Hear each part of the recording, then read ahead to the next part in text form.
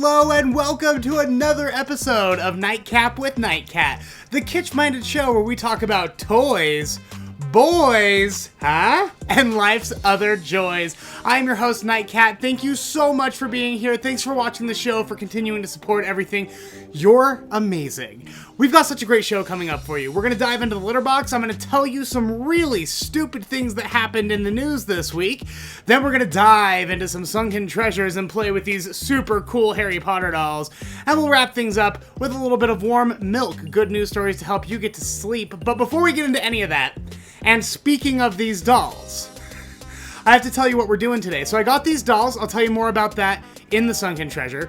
And I'm really excited to play with them, but they came a little janky. The hair on some of them is a little messed up. So I found a website that teaches you how to fix dolls, and they have a remedy for doll hair. And that's what we're doing in Sunken Treasure. We're going to try to fix Albus Dumbledore's doll hair. But I'm nervous about it. I've been burned by the internet remedies situation before. When I was in high school, I decided to dye my hair, and I also didn't know what I was doing, so I got dye all over my neck, you know, like you do. So I read online that if you use a Mr. Clean Magic Eraser Sponge on your neck, it'll get the dye off. And you know what? It didn't, and I ended up taking off so much skin, I scalped myself. I scalped the back of my neck. There was nothing there. It was just a bleeding, oozing, gross, nasty patch of skin on my neck. And I scrubbed so hard, I swear, I hit neck fat. I hit so much neck fat, it was like striking oil. It just like, there she blows! It was so painful. And so stupid that I promised myself that I would do as much research as I could before I took more internet remedies. This one, with fabric softener to fix doll hair, even though it was listed on a few websites, it seems a little hinky to me, so I am nervous about it, but we're gonna try it anyway. All right, I think it's time for us to dive into the stupid news. Let's get into the LITTERBOX. Ew, what stinks in here?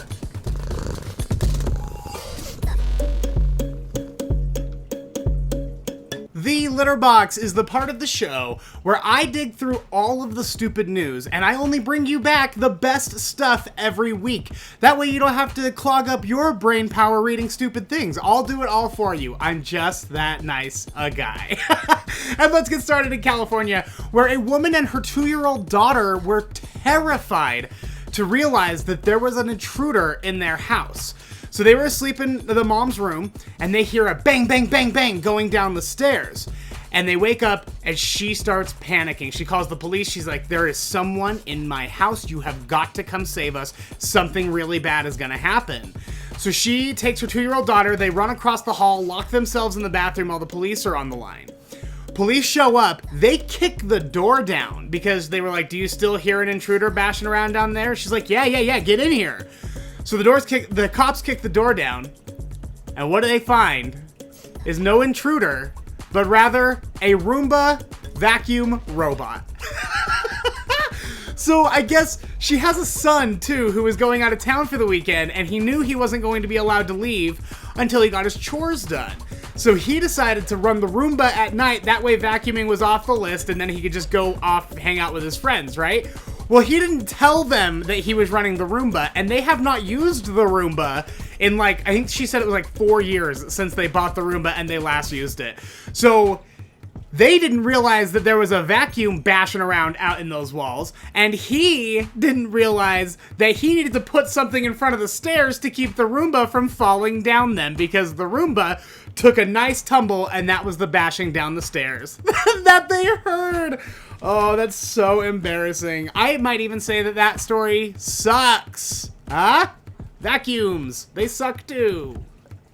Da-da-da-da-da-da. In the Philippines. Let's move on. The Philippines Coast Guard has seized $25 million worth of illegal giant clams that were harvested just off of the coast. These clams are really popular decorative items. They get huge, up to like 400 pounds, and they live up to 100 years. They are crazy cool. The thing is, though, that these clams are endangered. So overfishing them and over-harvesting them is a real problem, especially considering they grow very slowly. So they don't mature for a long time, so they can't reproduce for a long time. So if you go out there and you harvest them all, there's no more giant clams for anybody. Plus, the fishing process involves dragging the bottom of the ocean, which ends up destroying all of the natural reef in their path. So they were caught, they were arrested, $25 million worth of clams. And that's the third clam bust this week. They also found another one that was like $3 million worth of clams and another one that was worth almost $2 million worth of clams. Absolutely bonkers. And I just feel like the giant clams deserve better. So I've got a message to all you clam grabbers out there. You touch the giant clams, you mess with nature again, and you're gonna have to go through me. And I am not gonna be as nice as the Filipino Coast Guard. I actually have no idea how the Philippine Coast Guard runs, but I'm sure I'll be a lot meaner than them. So watch it, clam grabbers, put your hands in your pocket. This is maybe one of the funniest things. This might go in the Hall of Fame for one of the favorite things that I've ever read. A Polish woman called Animal Control to report a mysterious animal lurking in the tree outside of her house. And the cops are like, what do you mean a mysterious animal? She goes, I don't know. There's an animal in the tree. It's freaking everyone in the apartment complex out. No one wants to open their windows in case it climbs in. I think it might be some kind of iguana or something. It was a pretty genuine concern. Everyone was like, that animal's gonna get in and wreak havoc. That's the Mothman. That's the Chupacabra. That's Bigfoot. I don't know what is in that tree, but you need to come get it. So when officers arrived, they look around. They're like, where is this giant, mysterious, horrifying creature? They found it up in the tree. It was a croissant. Yes, yes. She thought that this croissant was a lizard. So Animal Control obviously removed the croissant from the tree. They went around letting everyone know, like, hey, you're fine, it's safe, it was just a croissant, and everyone felt so stupid. I don't know what is going on with the lizards in Poland, but they look delicious, quite frankly, and I think I'm gonna have to add Poland to my list of places to go. Officers had a really good laugh, and they posted they posted the photo up on Facebook, and it immediately went viral. People started making fan art and all sorts of other stuff. My favorite thing, though, is probably this very realistic croissant pet judging contest. I like to believe this is real, and I like to believe it happens every year in Poland. And if it doesn't, well, Poland, we're gonna have to start because this is too good! And finally, this is absolutely bananas. A woman in North Carolina was just hanging out in her driveway when she started getting attacked by a bobcat. Her husband is like, whoa, that's a bobcat. He runs up, grabs the bobcat by the legs, and flings it across the yard. Here, I'll play the video for you.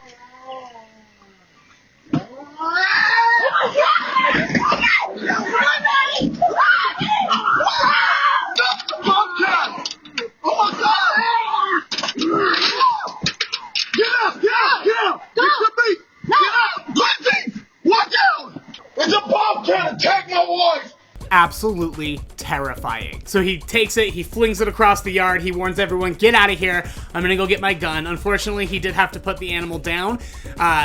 Animal Control tested the animal, and it turns out that he did have rabies. So it's not particularly common for an attack like this to happen, especially in your own driveway, but rabid animals are kind of out of their mind. They don't really know what they're doing, and it could have been a real danger. So it's really sad that the animal had to be put down, but he was really sick, and there was no way of saving him after that. And it's just kind of a bummer. But more importantly, I just want to have a really frank conversation, because I know that at least one person right now watching this is sitting there crying because some Tinder loser hasn't messaged her back, or he said he didn't want to be in a relationship, he just wants to keep having fun, or whatever it is. They're crying over these low-rate, weak men. Girl, unless he's throwing bobcats, unless he's gonna yeet a bobcat across into the neighbor's yard for you, he ain't the one. You gotta keep moving on. You gotta go find a new man, honey, because that guy is a loser, and you need to get yourself a hero, like the guy who threw a cat for someone. And that is the litter box. I think it's time then for us to dig into our toys with a little bit of a sunken treasure. Sunken Treasure is the part of the show where we dig through my enormous toy collection and we play with something awesome! I'm so excited about these, you have no idea.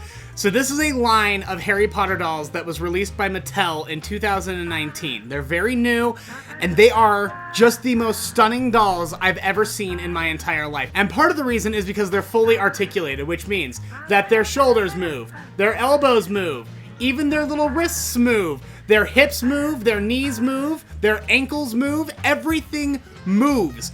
These are stunning dolls, too. I mean, look at the quality of these things. Harry's missing his glasses. I'll tell you why in a second. But look at that quality. I mean, they look just like the people in the movies, and that's almost never the case. Now, these are pretty expensive dolls. I usually see them going from anywhere from $15 to $20 a piece. And even though I love them and I wanted the whole set so bad, I could just not justify spending like $100 to $150 tracking all of these dolls down. But then, and you know me and my shopgoodwill.com, this lot of dolls showed up on Shop Goodwill and I won the auction for $20! I got all $6 for $20. Now there are some problems with them. Number one, all of the kids are missing their robes. Harry's missing his glasses. Ginny here is missing a shoe. McGonagall and Dumbledore are both missing their hats, and Hermione is missing her wand. So, they're not in the best of shape, but I still think they're gorgeous dolls. I love them. They add so much to the collection. Now, here's the problem. This guy, he's got quite the little rat's nest going on. He has been played with pretty hard and put away wet. So, what we're going to do today is we're going to try to fix Dumbledore's hair. Now what they say is you need to coat the hair in 1 part fabric softener and 1 part water. And I just felt like 1 part fabric softener when I put it in was way too much. So I did maybe 4 parts water for 1 part fabric softener, just in case, because I don't want to leave any gross fabric softener residue in his hair. I have a paper towel down on his robe so that he doesn't get any fabric softener cooties on his robe. We're just gonna paint this on the really snarly bits. Get it a little wet. Da, da, da, da, da, da, da, da. Can I tell you that sometimes I get the Sunken Treasure music just stuck in my head? And I'll be like at Jiffy Lube or something waiting to get an oil change, and I'll be like, oh my god, Dumbledore's gonna smell so good after this. April Fresh. Just like you would start at the bottom of your hair if you were brushing your actual hair, you want to start at the very tips, at the very base of his hair, and just sort of start combing it out with a comb. Okay, well that's gonna need, I think, more fabric softener right there. Oh, that's the money. Girl, we are getting you ready for the Yule Ball, honey. You are gonna look so good. Just when you think you're done, girl's got 1,000,000 rat nets in her hair still. What are you doing, Dumbledore? I feel like I'm running a doll salon right now. This is so nice. Yes, honey. Serving full Dumbledore's army realness to the ministry. Get out of here, Umbridge. Bye. If I keep leaning forward for the rest of the episode and just sniffing Dumbledore's head, you're gonna know why. We've got these like weird long pieces here, just from the doll hair not settling properly, so I'm just gonna clip, give him a nice little taper. Not a taper. That's not what that is at all. Look. How gorgeous. I can't believe that worked so well. It didn't even take very long. I was ready to sit here and really play with this hair for hours. I didn't think it was gonna happen. Now I guess I just wait for him to dry. I'm gonna give him like a nice squeeze here. Oh my Lanta. Dumbledore just got his groove back, honey. Go for a walk down the catwalk. Take those beautiful, fully articulated legs for a walk. Take a bow. Oh, yes. How about one of those weird golf claps you do in the movie? Just pop, pop, pop, pop, pop, pop, pop, pop, pop. Hey, in case you were wondering, fabric softener and some water, A-OK on tangled doll hair. Like I said, I used about 4 parts water to 1 part fabric softener, and I still feel like that was still a lot, so be careful with how much fabric softener you use, because you don't want to leave like a gross film or a gunk all over their hair or anything. But it worked like a dream. His hair looks so good. I guess at some point I'm gonna have to do Hermione's hair, but I don't even know where to start with her. I mean, it was curly already, and now it's just half curly, half straight. I don't know what happened to her, but we're gonna take really good care of you, I promise. We're gonna get you to people who can help. And that is Sunken Treasure! I think it's time for us then to dive into some of my childhood traumas with another Nightcat Classic Tale.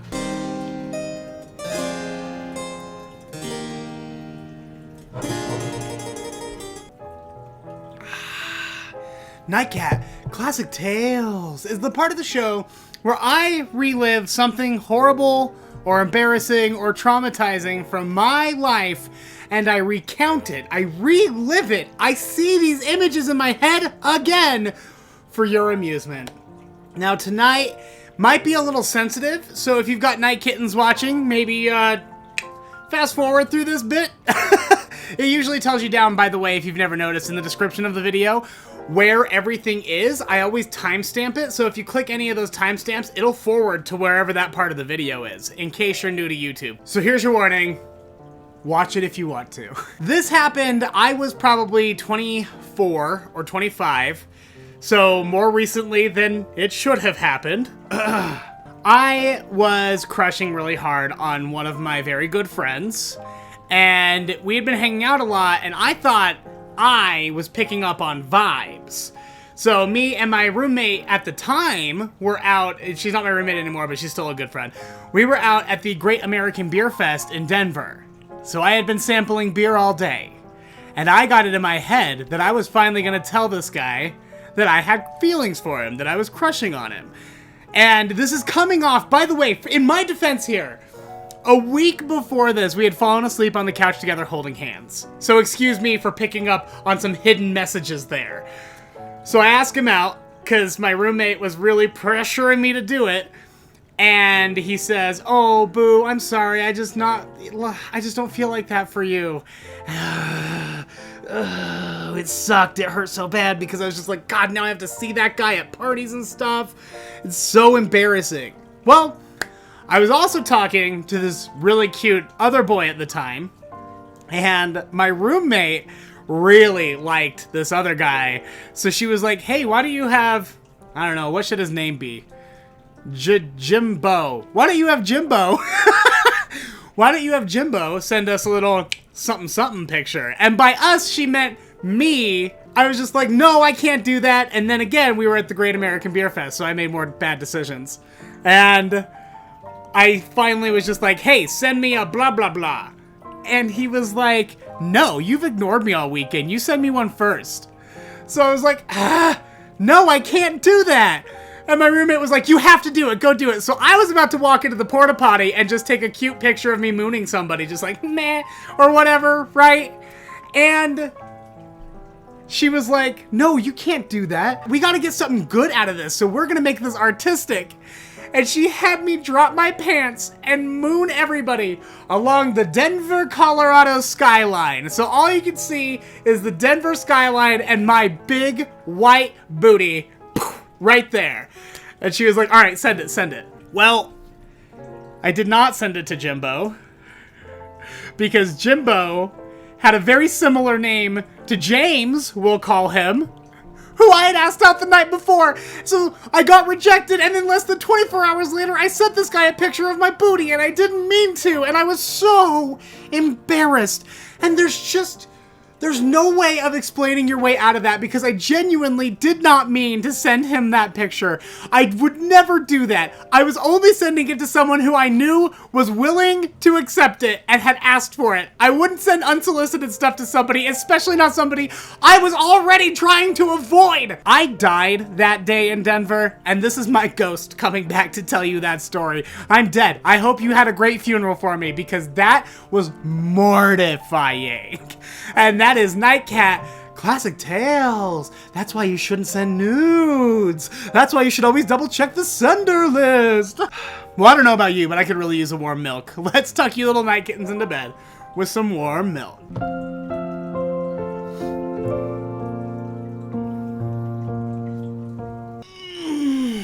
warm milk, good news stories to help you get to sleep. This is really good because you know this guy, blam! That's Guy Fieri. Guy Fieri, the mayor of Flavortown, excuse me, he's a government official, thank you. He gets trashed a lot because he's ridiculous. Fair enough, I get it. The hair's ridiculous, the shirt with the flames is ridiculous, he's a silly guy. But everyone is too mean to him, and I'm here to tell you to stop it right now. He is just the most beautiful soul. First of all, Diners, Drive-Ins, and Dives is a great show because not only is it fun to watch, but also he is giving free publicity, millions of dollars in advertising to these small family-owned businesses that would never be able to afford them otherwise. Like, that's such a public service. He has done so much charity, and I would list it all, but like, we don't have time for that. I wanted to tell you though about what really made him an all-star. This is, in my opinion, like the thing that makes him the best person to come out of the pandemic. At the start of the pandemic, Guy Fieri realized, wow, with restaurants closing, all of these restaurant workers, these, not just the servers, hosts, cooks, bussers, dishwashers, management, they're all out of jobs right now because no one can go to the restaurant. So he started the Restaurant Employee Relief Fund, where he's taking private donations from people. He's been packaging them in like $500 grants, and then he gifts them to people who are struggling to get by right now. And they interviewed the people who are receiving this, and almost all of them said, yeah, I'm gonna use this to pay my rent this month. Yeah, I'm gonna use this to pay for my bus pass so I can keep going to work or whatever. Like, $500 really isn't much, but when you're hurting and you need to get by, $500 is literally life-saving money. To date, they say that his Restaurant Employee Relief Fund has raised over $25 million. In the last year, he was able to raise $25 million and get it into the hands of the people who needed it the most because he's a really good guy. Our government can't even do that. Our government, whose job that is to do, cannot do that. Guy Fieri did it in the blink of an eye. So next time you decide to trash royalty, next time you decide to trash the mayor of Flavortown, you better watch out, sister, because it is not happening in front of me. Thank you. And that is Nightcap with Nightcat, episode 16. Thank you so much for watching. You have no idea how much it means to me that you watch this show every week, that you share it. It has been so fun just watching it grow and change, and we got all sorts of stuff going on now. It used to just be this one show once a week, and now we do our morning live stream, morning announcements, which if you haven't watched, you're missing out. You're gonna love it. We go live at 7 a.m. every morning here on the Nightcap with Nightcat YouTube channel. We do morning announcements. I also take all of the audio from these episodes and I post them on the Nightcat Radio podcast. So if you'd like to take a look at the Nightcat Radio podcast, find it on your favorite podcast directory, and all of the audio from Nightcap with Nightcat, the morning announcements, all of it is there. I've also started posting special episodes. Number one, we've got our Curiosity Killed Nightcat true crime episodes every Friday. Those are going very well. They're being very well received. And I've started posting these things called From the Vault. That's where I dig into my old audio. I'm sitting on tons of audio from radio jobs and school and a bunch of other projects that I've worked on, and I just haven't had anywhere to put them. Well, now I have the Nightcat Radio podcast, so every now and then I'm going to dive into the vault, I'm going to find something cool and post it. I posted the first one yesterday. It's an AMA, an Ask Me Anything, with the morgue operations director at the Utah State Medical Examiner's Office. It's fascinating. Look for the Nightcat Radio podcast on your favorite podcast directory. Don't forget, I got merch! NightcatMerch.com is the place to go. Get yourself a cute mug like this. Get yourself a new hoodie, sister. You've earned it. Get yourself some socks. I got socks on there. I got phone cases. I almost showed you my phone case, but it's different now. Now it's Britney Spears. But go check out the merch store. There's all sorts of really fun stuff over there. NightcatMerch.com. And please, if you can, this is the number one thing that you can do to make a positive impact on the Nightcat brand, to keep it going, to keep us funded. Join the Patreon. Patreon.com/NightCatShow. It's an awesome service where you can help support your favorite artists. People like me who are independent, trying to get by on just a hope and a dream. We can only do it because very generous patrons like you are donating. I have 2 tiers, $3 and $5. If you can donate either of those or even more, that would be awesome.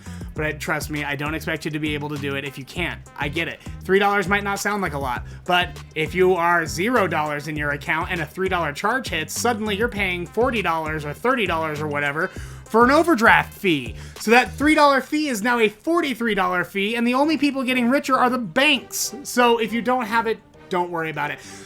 Just a quick reminder that those payments do come out on the 1st of the month. So if you are in a situation like that, go delete your pledge. Listen, I want your money. I hate telling people to take their money away. I get it. But I also would feel really gross if that happened to you. So go ahead. If you don't have the money in your account to cover your pledge, delete it, pause it, whatever you got to do. Hop onto the Patreon and do that. But if you have the money, patreon.com/nightcatshow. Here's the place to go. I think that's going to do it for us. I will see you tomorrow on the Morning Announcements, but if you don't watch Morning Announcements, I will see you next week for another episode of Nightcap with Nightcat. Bye, bye, bye.